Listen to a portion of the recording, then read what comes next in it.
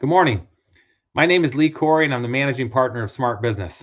On behalf of the entire Smart Business team and all of our sponsors, I'd like to welcome you to our inaugural Texas Smart Business Dealmakers Conference presented by UBS. We have a star-studded lineup of dozens of speakers today, including timely interviews with business leaders and deal makers that will be streaming on the event platform throughout the day. Part of our goal today is to empower you to connect the dots. At today's event, you can join general and topical networking sessions, offer questions to our panelists during live Q&A sessions, join small group video meetings, and even schedule one-to-one Zoom calls with other attendees. Today's event is brought to you in partnership with a number of leading organizations. And I'd like to extend a special thank you to Sam Parker, James Jack, and the entire UBS team, our presenting sponsor. To help us plan this year's Dealmakers Conference, we formed a host committee of leading entrepreneurs, investors, and advisors throughout the state. I'd like to thank each one of them, as what you see today is a culmination of their collective efforts. Now I'd like to turn it over to our presenting sponsor, Sam Parker, Market Head and Managing Director of UBS Central Texas Market. Thank you, Sam. Welcome to the 2021 Texas Dealmakers Conference. My name is Sam Parker. I'm the Complex Director for UBS Financial Services here in Central Texas. On behalf of UBS, we are elated to bring you this M&A event, which highlights deal making in the Texas region. I'm honored today to represent our financial advisors throughout Texas and lead our Austin complex, especially with everything we've been through collectively over the last 18 months. I'm particularly excited that the Dealmakers Conference has come to Texas, and I look forward to hearing what our thought leaders will share throughout the day. I think this is a really great time to be launching this conference here in Texas because I believe there will be a tremendous opportunity for entrepreneurs in the months and years ahead. UBS, for those of you that do not know, we're the world's largest wealth manager with over $3.5 trillion in private assets under management. We're privileged to work with 1 out of every 2 billionaires on the planet. At the center of our strategy is our clients and our client focus. The ups and downs of these last few months have really enforced that. The relationship between the advisor and the client has strengthened. On top of that, I don't know of another segment that is more central to our platform and delivery than the business owners and the M&A.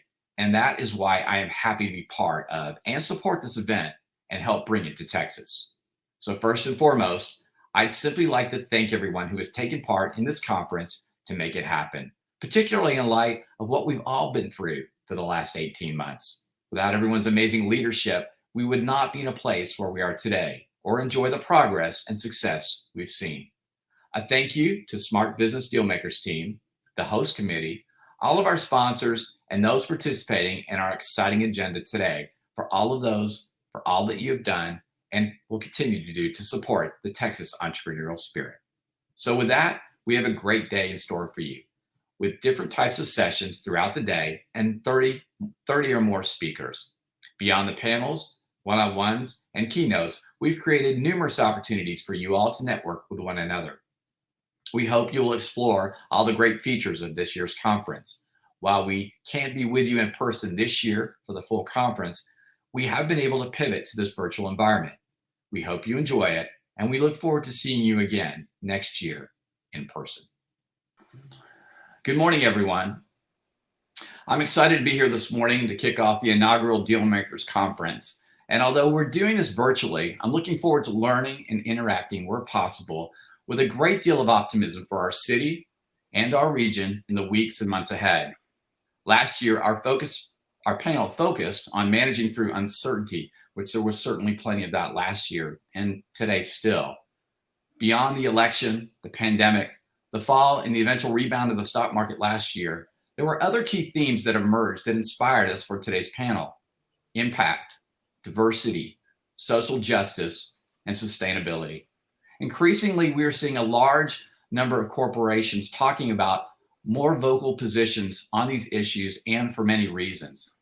So today, we're focusing on M&A post-COVID. And for this panel, is environmental, social, and corporate governance, or ESG, the next big thing for middle market M&A? After our panel today, I encourage you all to go to UBS's virtual booth to reach out to me or the Dealmakers team to get access to our new e-magazine called For the Long Run.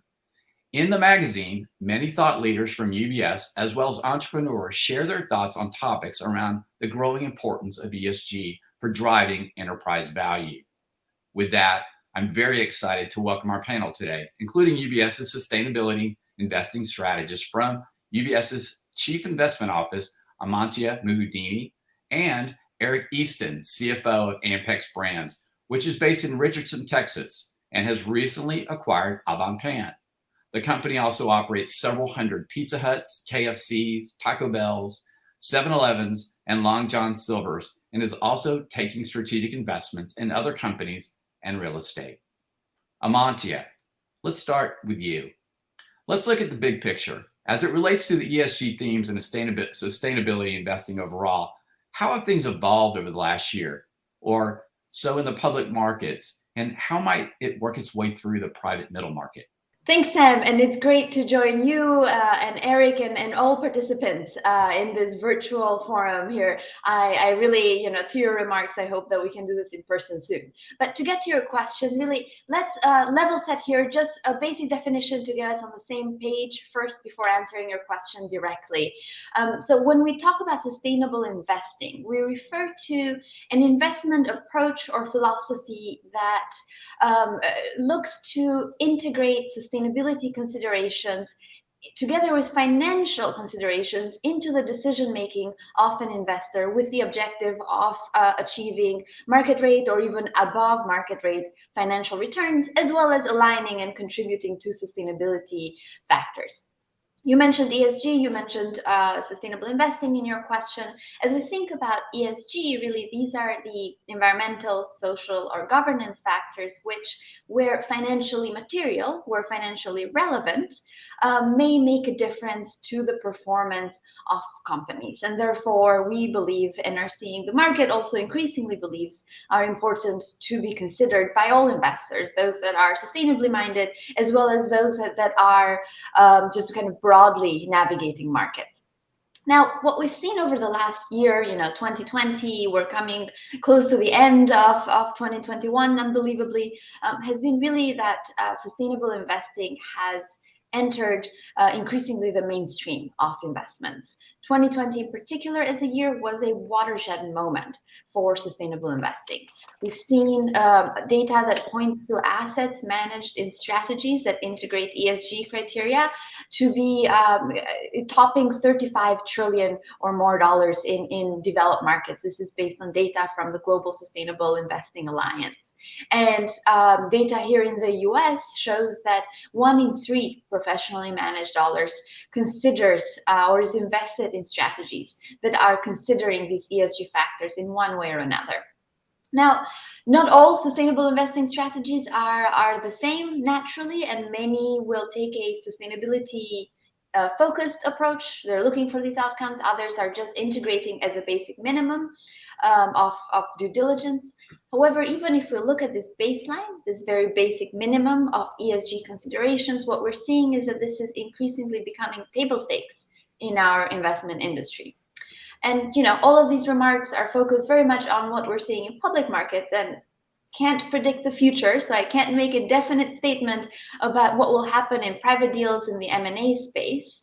But I think it's intuitive to know that as ESG mainstreams as part of traditional investment due diligence, we'll see it become increasingly important, again, table stakes, as part of the set of questions that will be asked even as part of M&A processes in this middle market segment. Thank you. Eric, you bring a really unique mindset to the panel as the CFO of a company that's been on its own journey with its stakeholders, such as employees, customers, and investors, but also the brands that you franchise regarding ESG. First, can you tell us a little bit more about Ampex Brands? And then can you please take us or tell us a little bit more about how you're starting to evolve your own approach to ESG? Yeah, great. Again, thank you, Amantia, and as well as Sam. Thank you so much for having me on the panel. Really look forward to the discussion today. And yeah, so let me out front say that I don't represent Yum Brands, nor do I represent any of their positions at Yum Brands. For any information about Yum Brands and their sustainability, they should reach out to the Yum Brands or Yum Brands site. But I would say that Ampex Brands as a whole, we play sort of in 3 markets.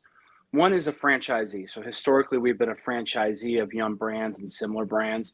You mentioned those at the opening of the panel, where we own more than 400 restaurants across different portfolio brands. The second thing is we also invest in owning our own brands. For example, we recently acquired Au Bon Pain, as you mentioned, as part of our portfolio, where we are the franchisor, the owner of the corporate restaurants there, and the owner of the intellectual property. Thirdly, we invest in real estate. And fourth, we invest in other investments in partnership with private equity funds, direct investments into different categories where we don't directly manage those businesses. I'll stay focused a little bit on what Ampex does and how it focuses on what we do. So even when we talk about our Yum Brands restaurants that we operate, we're focused on our core culture of our business. And our core culture of our business is in social and diversity, right? So those are the two things that we really focus on. Inside our organization, we are naturally diverse. It was one of those things that we didn't really put a lot of thought to independently until we looked inside our organization, both externally within our operating companies and at our office, and realized, wow, we are a very diverse organization. We have a lot of women leaders in our organization. We have a lot of people of color. We actually have people of different nationalities from different countries. I'll give you an example today. One of our employees, one of our senior accountants today, became a U.S. citizen yesterday. So he came in today and we celebrated him becoming a U.S. citizen. So we are just by nature a diverse company. And one of the things I kept getting asked as we were talking to recent employees or people we're interviewing, what do you do about diversity? How do you handle that? Because it's become such a big deal, in particular to the new generation of employee coming to the system. And my answer has always been, it just comes to us naturally. It's a behavior that we have and how we act. They also talk about how we focus on social items. It's in our core DNA. So, for example, we focus on children, we focus on hunger, and we focus on special needs children as well. So, one of the things that we do every year, in particular, our company, is we do a day of giving, which is where in our franchise organization, including the Au Bon Pain organization, we do go out into certain markets, underserved markets where we know there's a need, and we actually give away food at our own expense. Nobody comes in and supports us for that. That's something that we do. So just in our organization, how we think about ourselves is really in those ways of the things that we look back and say, hey, these are things we already do. We don't effectively communicate about it. And as we've been growing our business and thinking about how do we continue to grow and how do we access more capital markets, including private capital, such as maybe it is another family office that's going to invest in something we're doing, or maybe it's looking at a pension fund, or maybe it's a private equity group. And that is core to what they do. And they may have restrictions. They may be a type of fund that has exclusionary screening to the type of things that they invest in. And so we've been focused as we've been trying to communicate externally to potential investors and things that we're looking at. How do we communicate our ESG policies? And that's really where we're at today. We don't know exactly or have all the answers, but we're trying to find out and communicate exactly what we're doing. And we also intentionally focus on management teams that are aligned philosophically for us.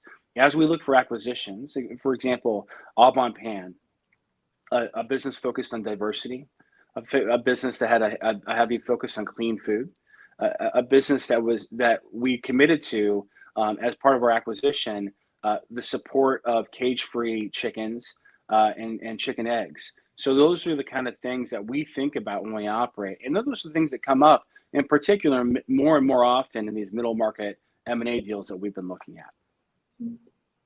Eric, you just mentioned it, but I'd like to expand on that a little bit if we could.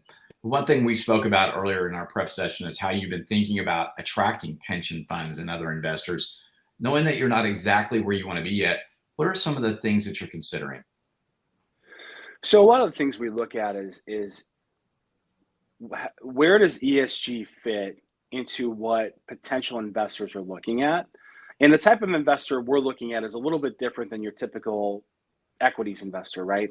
Somebody that's trying to maximize their wealth through a private institution. We're looking at private institutions that have historical wealth or endowments and how they invest. So we've been really trying to spend a lot of focus around what their focus is and how that aligns with what we're doing and how we can communicate it effectively. So for example, let's just say, for example, you are looking at a company that has an endowment or a private foundation that is surrounding children and they are looking to invest their money, and they need to make sure that they have some sort of exclusionary screening. So maybe they can't invest in tobacco products, maybe they can't invest in oil, maybe they can't invest in other types of things that aren't aligned with their philosophical background. Those are the kind of places where we communicate effectively where we invest, how we actively manage our business, and then how do we address the same things that they're doing, right? So, for example, our board, members of our management team are involved in programs like CASA, which I know you're familiar with. We donate money to support hungry children. We do a lot of work around autism children as well. And those things that we communicate effectively, because we just do it because that's who we are, it doesn't mean that it doesn't have an opportunity to sort of benefit us by sharing that information as we're looking for investors. Because if our core values align with their core values and what we're doing, it gives us greater opportunity to widen the net for ourselves, as well as allow them to narrowly focus on companies like us that have aligned core values.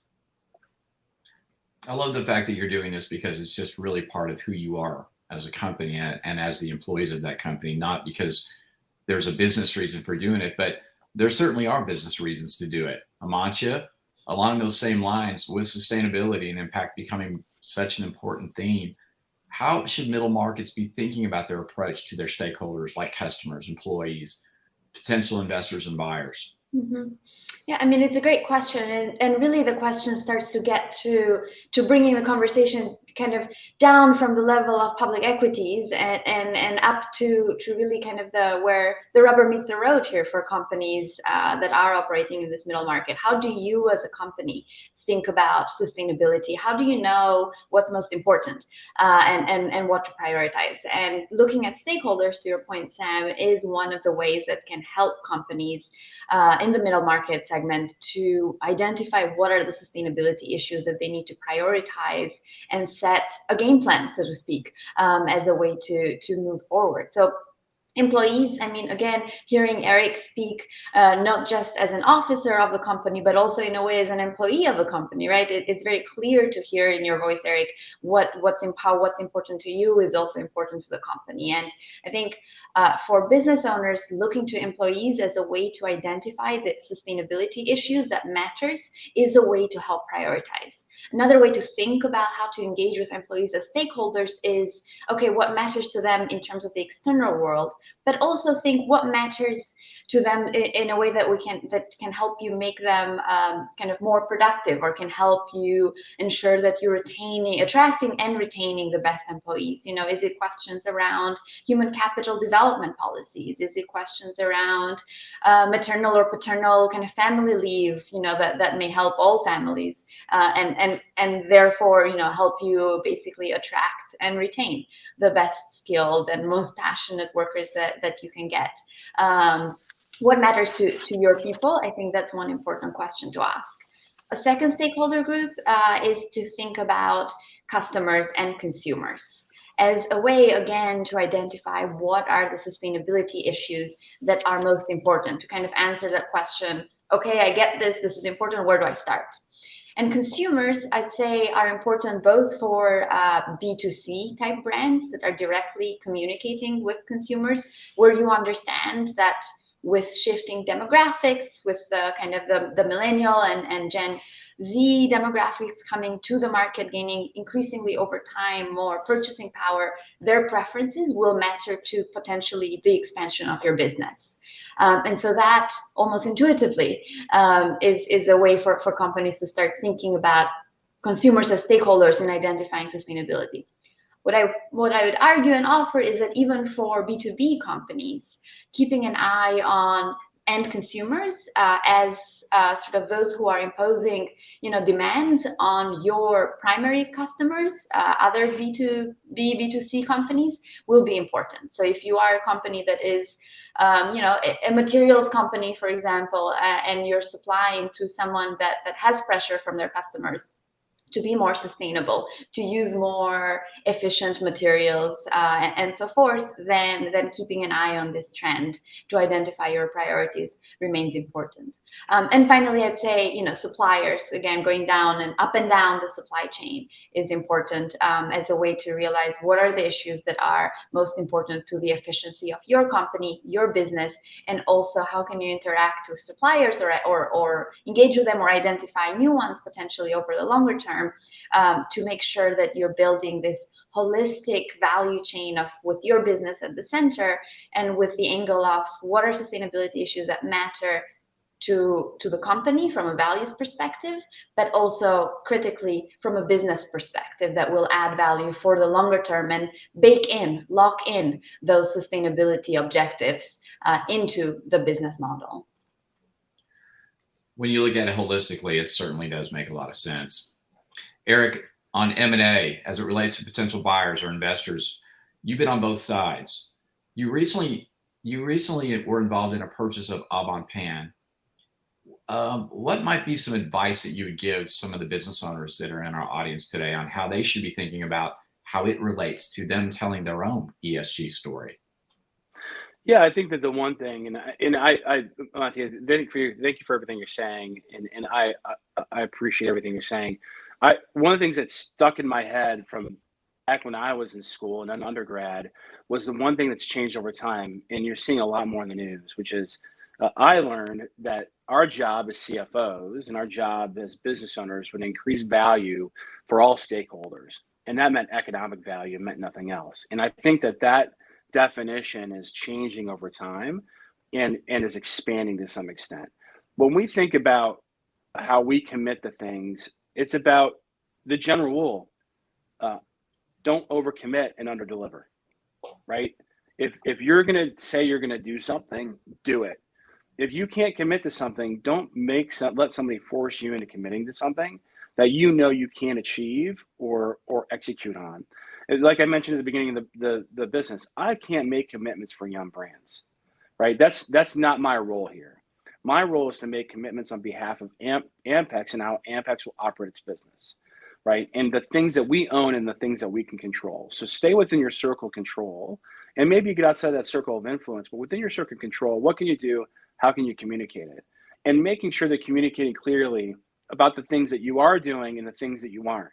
One of the things you keep seeing in the news is somebody says that they're focused on sustainability, they're focused on this, or they're focused on people, but somebody writes a nasty letter because they decided to get on a private plane to go to Africa, right? And so the question becomes, how far do you take it, right? And for me, it's about committing to what you can do, communicating effectively about the things that you can do, and being honest about the things you can't do, or the things that may be driving up your carbon footprint, or maybe the things that you're doing. But just say you're trying to get better every time, right? These go through cycles. 10, 15 years ago in the food industry, it was trans fat oils, right? I get that that's not ESG necessarily, but these cycles go through time. So make sure you're committing on things that you can keep in place and sustain, and what you can do. And it's easy for a CEO or a CFO or somebody that's very altruistic or wanting to really look and sort of predict what the future is. But every time that we do that and we don't deliver on it, we get in trouble. So the thing is, do the things you're going to do. And that's how you communicate to investors, that's how you communicate to M&A deals. And that's how we operate generally in our business in Ampex. If we say, for example, we're going to do our best to achieve something, that means we're going to do our best. It doesn't mean that we can necessarily do it. Things change, supply chain issues come into place, but we're going to make every effort we can to achieve the goal that we try to commit to. So I think that's the way we think about it. Definitely the way I think about it, right? In the way that we communicate to both investors as well as our partnerships externally and internally in our office. That's brilliant. And let me, Sam, if you don't mind, allow me to just jump in there to just add something. So completely concur with everything that you're sharing, Eric. And I would just add one more element to this question of how to kind of communicate and share this. And I'd say, on top of what Eric just said, also I would suggest adding the why.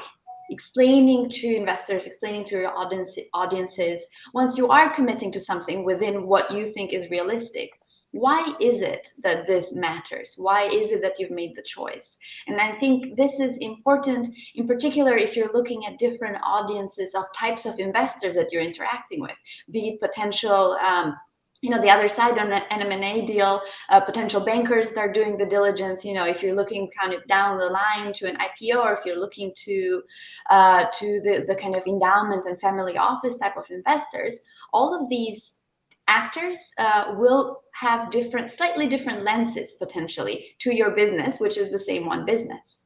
And so in your commitments to sustainability issues, once you've identified for yourself what the benefit is to that commitment, and then articulating that in terms of business terms, I'm doing X because of Y reason, and this is how it comes back to my expectations based on best efforts, then that should help with this communication. Thank you, Mantia. I think what I heard Eric say, boiling it down, is as a business owner, control what you can control and do what you say you're going to do. Right, Eric? Yeah, absolutely. I think that's what it is. And when you talk about looking externally at things we go to acquire, understand that when you're going to acquire something, they may not have the same ethics that you do or the same drive that you do towards certain items, and realizing that everything is addressable and changeable over time, right? We are very focused for us on those businesses that we acquire becoming aligned over time with our philosophy for the way that we operate and the way that and really for us, of the ESG, we are really focused on people. There are a lot of things in the world that I live in. I live in mostly the food service world. So we're focused on quality of food, quality of people, and sorting people, and the things that we can impact from the industry that we're in. Excellent. There are, in my opinion, there an increasing number of ways business owners are measuring their progress and being transparent with others. In our prior discussions, we've talked about being authentic and not just greenwashing. Amantia, what are you seeing in terms of how business owners are being authentic, but also measuring and transparent about what they are doing on the sustainability front? Mm-hmm. I mean, it's a great question, and it's a part of the kind of the increasing conversation around sustainable is then how do we know that this is real?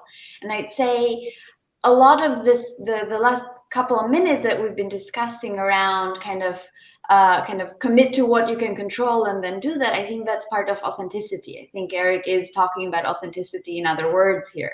And so that's really kind of the first takeaway for business owners when they are externally reporting and talking about their commitments to sustainability, is to really just talk about what they're actually doing, not what the kind of the market pressure necessarily is, but be then transparent about where the intent is to go, and potentially even what are the turning points, what are sort of the things that would need to happen for you to be able to do X, Y, or Z, but that you currently cannot commit to, right, preemptively. So this is another form of being transparent and authentic and increase trust and credibility. Beyond that, I'd say there are, just getting to some more practical suggestions here, there is increasing collaboration and alignment around a few different industry initiatives that may be helpful to look at, not as the end goal maybe, but just as a roadmap, as something to look towards. So one of them is called the Sustainability Accounting Standards Board, SASB. And this is an organization that is increasingly setting the standard on what sustainability issues matter for each sector and each industry. And what we're seeing in public markets is that increasingly more and more investors are adopting this view of what is financially relevant, financially material. Those are the ESG issues we'll track. And so from your perspective as a business owner, looking towards this kind of framework as a way to, if anything, test your own gut intuition, test your own analysis, could be a good starting point. It's kind of how Eric says in kind of the food services, they care about people, they care about food safety and food quality. These are the types of kind of clarity maybe that something like SASB can help you identify.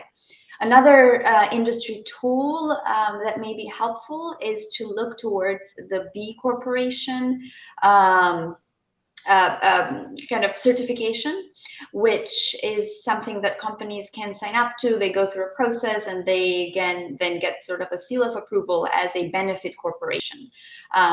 Now, I'm not saying this as a suggestion for everyone to go and try to become a B Corporation. Absolutely not. This may not be the best thing for your business. However, looking at what their templates are, looking at what the questions are, can again be a way to have some more guidance, so that you're not trying to boil down the ocean. You know, I'm doing sustainability, I have to communicate about it, I have to be authentic. Looking at B Corp and SASB as two of the guides out there can help just bring some clarity and really a starting point. Excellent, excellent. As you can see, this ESG movement is in its infancy. There's so much more for us to learn, and thank goodness that we have people like you helping us navigate this otherwise treacherous course that we find ourselves on. So, last question for both of you before we open it up to our audience. Looking down the road, how might ESG continue to evolve for both investors and for companies, and what might business owners be watching out for to help them drive their strategies? So I mean, I'm happy to start and let Eric have the final word here. I would say keeping an eye on what is happening in public markets can again give you a sense of what is what's the directionality around ESG and sustainability. And I'd look at public markets both here in the US as well as keep an eye at what's going on globally. We're increasingly seeing regulators put more guardrails around how do we as investors think about what's sustainable and how companies talk about what is sustainable. We know that the SEC, for example, is expected to come with a proposed rule, they've said by the end of this year, with specific guidance on how companies that are publicly listed should be reporting on their climate and ESG risks. So we'll have to wait and see what the rule will actually be. But even if you're obviously a privately held company, keeping an eye on what becomes the expectation of basic disclosure on what's financially material related to how you're exposed to climate or other sustainability risks can give you sort of a good sense of where the wind is blowing towards. Another thing that we've found interesting and helpful, especially sitting here, I sit in New York, I look at US public markets and private markets as well, but I'm part of a global team that is also based in Europe and in Asia.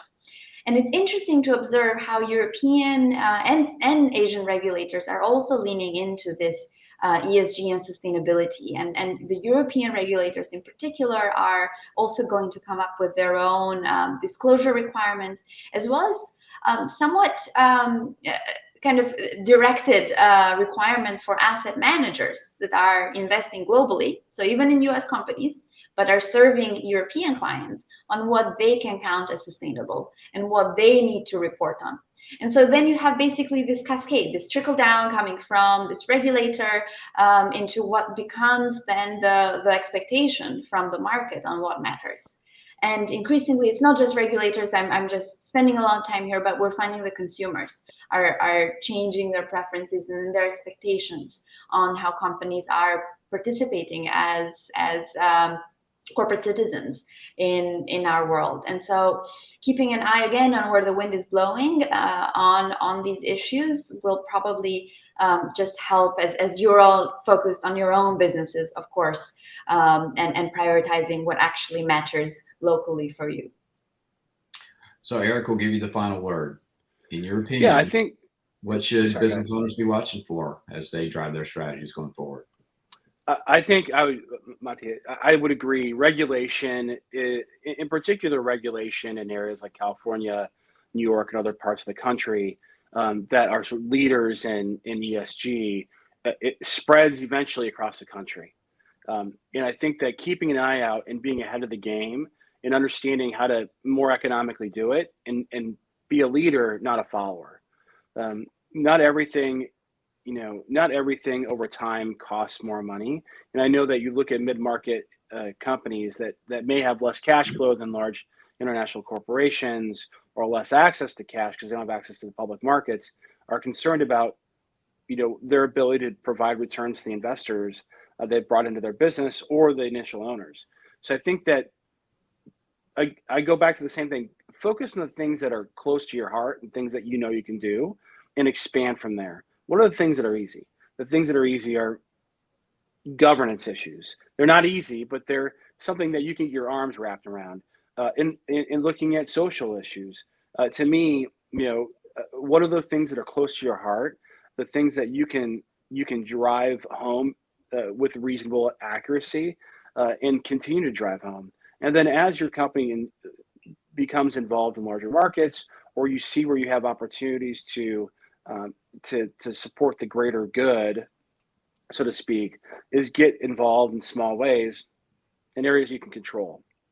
And the one thing I just would say is we're going to continue to be in this way as we've always been, is we're going to make sure that those things that we commit to, we can actually deliver on, because there's nothing worse than going to your employee or going to an investor or going to a potential acquisition candidate and saying, we're going to do this, and this is how we operate, and they come on and they find out that's not exactly what you do. Being open and honest and saying to somebody, hey, we don't know the answer. We want you to be part of the solution on a go forward, and making just in general a better place to work, a better place to live, and in general providing more wealth, because more wealth in the communities that we live in and more wealth in the organizations that we build drives our greater opportunity for us to impact those around us and those things that we see. So that's what we're going to continue to stay focused on, is creating wealth and creating growth, and focusing on the things that are closest to our heart and expanding as we find those things that we can actually impact and make a difference in. And Sam, I know that we said this was the last comment, but I just cannot. I really do want to comment, Eric, on just this final point that you're saying around the importance of that you're taking from the perspective of impacts of how creating wealth in communities then comes back and it's important to you. And earlier you said that what you were taught in school that the role of a CFO was to create value defined as economic value.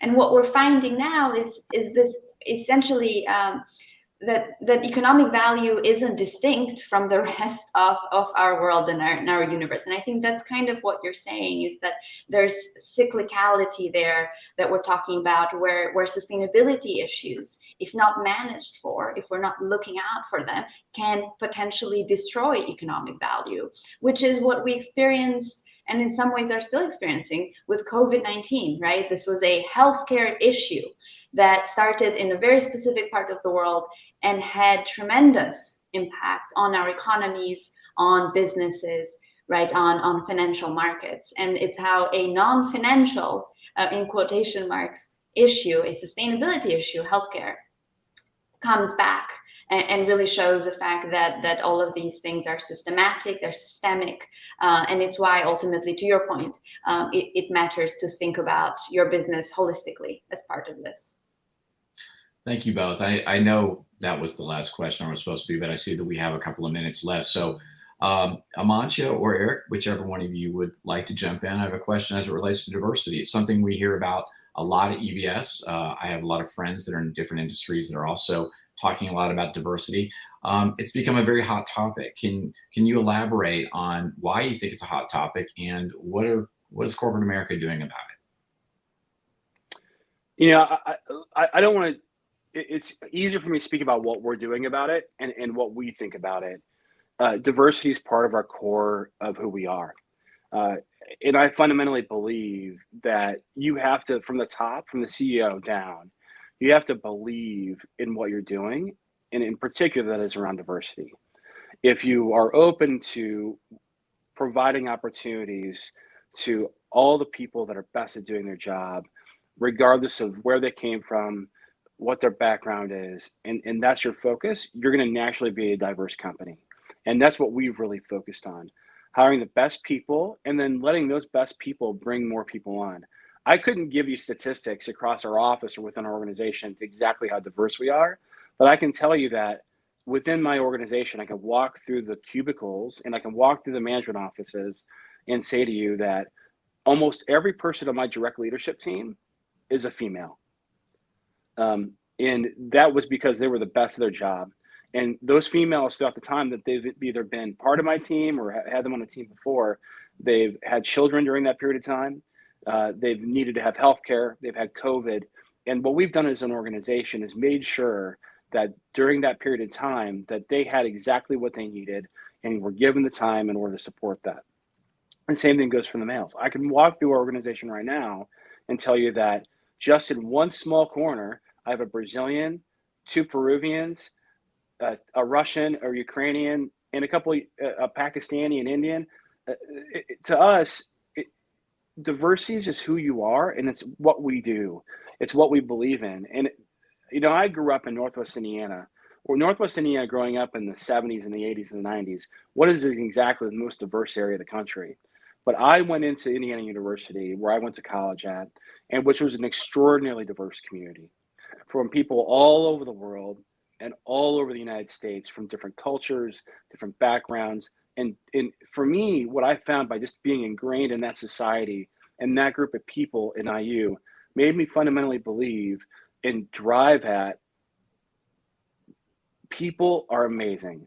Doesn't matter where they come from, what their background is, it's about people. And if you really focus your energy on people, it's going to automatically drive diversity in the business. Now, some people, the bigger companies, have to focus a little bit more on it because they have a larger organization. But for us, it's ingrained in what we do. It's ingrained in what every person in our organization does, from the time that they get hired to the time that they're a hiring manager. And that's really, I don't know what else to say about that, but it really, just from my perspective, my company, I don't want to really comment on the broader landscape of the U.S. or how people see it or why it's there, but I can tell you what we do and how we act against it. Excellent. Amantia?